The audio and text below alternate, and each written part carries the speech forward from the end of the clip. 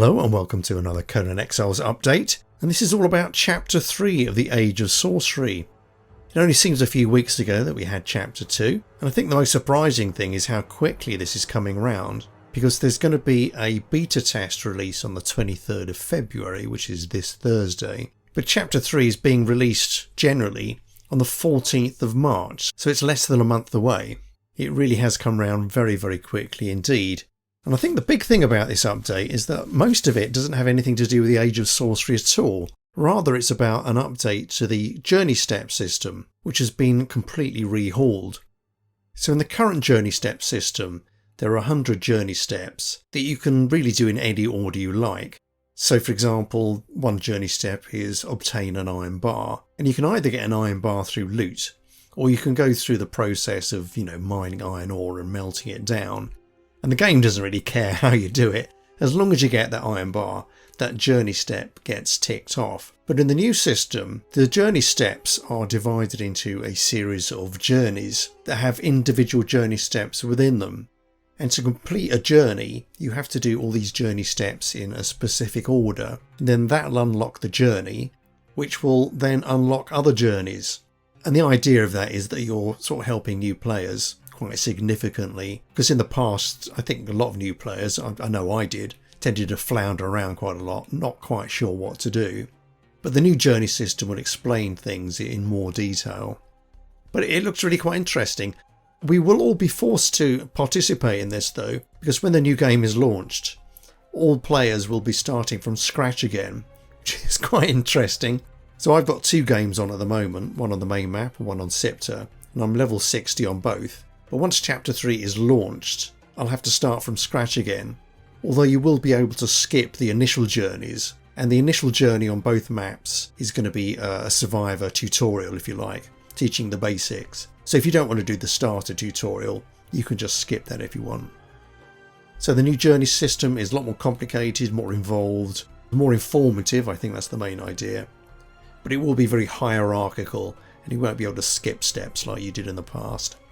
And the journeys on both maps will be the same, so they'll be the same on the Exiles map and on the Scepter map, but the tutorial journeys for both maps will be slightly different to reflect the different challenges that each map has. But on to Chapter 3, and the big change is that we're no longer going to have the Khitan caravans, so there's not going to be any more harvesting of sorcerers for their skulls or their whole bodies. That's all a thing of the past, although the Khitan camps might come back apparently in the future as like mini events or random occurrences.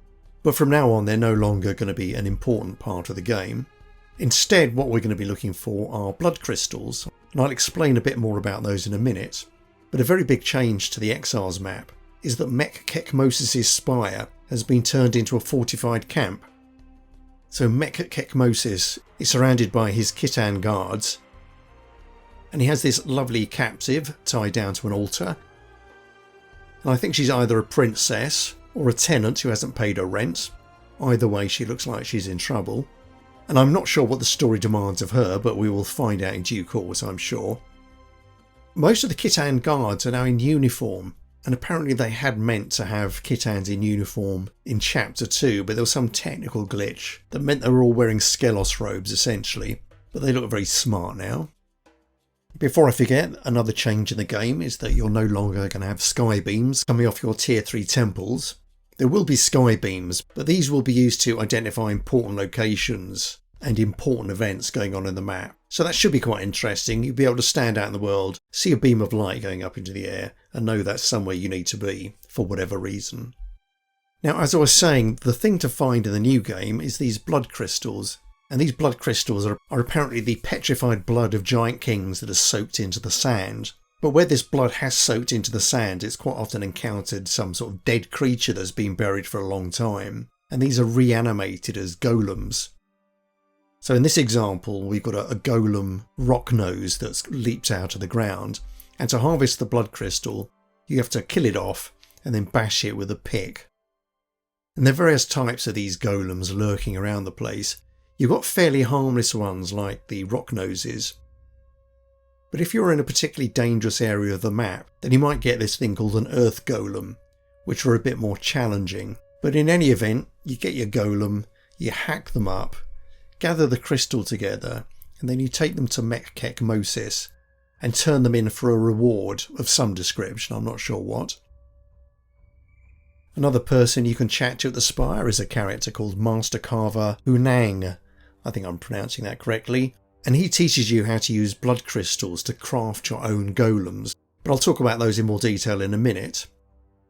Another big change in the game is the fact that you're tasked by Mekek to prevent a ritual being carried out. And they didn't say so in the update, but I get the impression that the person trying to carry out this ritual is the rival of Mekek, and that's the sorcerer Thothamon, who essentially exiled Mek to the exiled lands and created the exiled lands in the first place. So you use a transportory stone to go to this new location, which is apparently a very big deal, this location. Then you do various battles at the other end to prevent this ritual. And if you succeed, you can come back with something that will earn you a very large reward indeed. And they were all very excited about this new location. But beyond the fact that it exists, they didn't really tell us anything about it at all. We're just going to have to wait, I think. But no, that sounds like a lot of fun, I must say. Oh, something I forgot to mention is that the narrative part of Chapter 3 is only available on the Conan Exiles map. So the whole Chapter 3 narrative revolves around Mekek spire. So whereas all the other innovations of Chapter 3 are available on Sipta, you're not going to get that narrative. So to get the most out of Chapter 3, you have to go through it once at least on the main map. Another change in the game is the fact that there's not going to be night anymore, or rather there's not going to be any night while Chapter 3 is going on. Instead, for reasons they didn't really explain, nighttime is being replaced by an eclipse. So things get gloomy, but they never get dark. Again, I think that's got something to do with the ritual, but I'm not clear. They weren't very forthcoming at all about that. So moving on, a very big part of the game is now going to be crafting your own golems. Like I said, this is a skill you learn from that Master Carver Huang. And once you've learned that, you can create golem parts on this workbench, then assemble them on this assembly table. And each golem comprises of 6 parts. You've got 2 arms, 2 legs, a torso and a head. These body parts are made out of various materials. So for example, a tier 1 golem will be one that's made completely out of stone. Tier 2 is iron, and there are other golems you can make out of crystal and things like this. And you can also substitute golem parts with objects, which is quite fun. So for example, you can make a golem that's got an explosive pot as a head. And when that golem dies, the pot blows up. Or there's another type of golem you can make that has an incense burner in its torso. And the idea is that you put in lotus flowers, or ground up lotus flowers, into the incense burners. And each lotus burns with a different effect. And while it's burning, there's like an area effect that gives you a buff of some description. For example, burning one type of lotus might give you a bit of extra stamina or something like that. So you can have this golem following you around, wafting these nice scents over you and helping you out like that with your various buffs. Now these golems are very tough and quite powerful, but you can't heal them at all. And every time they're in combat, they will take a certain amount of damage. And once they've taken too much damage, they just fall to pieces, then you've got to start again. But there is going to be a mechanic where you can adapt them so that damage sort of rebounds off them in some way. So that's one method of making them last longer. The other big thing about golems is that you can get them to harvest things for you. Your golem has to be following you to be able to harvest stuff, and it has to have the right tool equipped. So if you gave a golem a sickle arm, for example, it will follow you around gathering up fibre or berries or whatever you've asked it to collect for you. But it has to be following, so you can't just have one at your camp, set on autopilot running around doing stuff. It has to be one of your followers. And apparently at some point in the future, this harvesting capability is going to be transferred to normal thralls as well, which is quite fun. So as I mentioned earlier, you can mix and match your golem parts to create all sorts of different variants. So your golem doesn't have to be all stone or all iron. You can create your own unique golem designs if you like. And I've already mentioned the exploding heads, but you can also have something called a tar head, which sounds bizarre really, because if your golem's got a tar head, when it's in combat, it'll start spraying around burning tar all over the place, which sounds pretty dangerous to you as well, frankly, but I'm very interested in seeing that.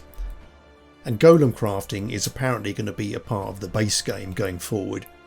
So this isn't just a temporary thing for Chapter 3, it's going to be carrying on into the future.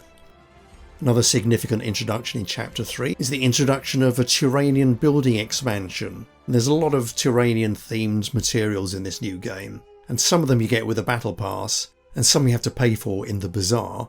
So for example, the building extension is something you have to buy. But there's also things like these armour stands, and many people have wanted armour stands, and there is now going to be two types. There's going to be a male model and a female model, and you can put any armour you like on there, but you can't put on dyed armour or illusion armour. Or rather, you can put those armours onto a stand, but it won't show the dye or the illusion. You'll just get the vanilla version of the armour, though apparently they're going to be changing that in the future. And they're also going to be making these dummies posable in the future as well. So you get the armour stands for free in the battle pass. You don't need to buy the battle pass to get the stands. And as usual, there's an awful lot going on in the battle pass. It's roughly divided between stuff that's sort of golem inspired and stuff that's Turanian inspired. So a lot of new building pieces, decorative items and armour sets. And there's a lot of stuff made out of bloodstones.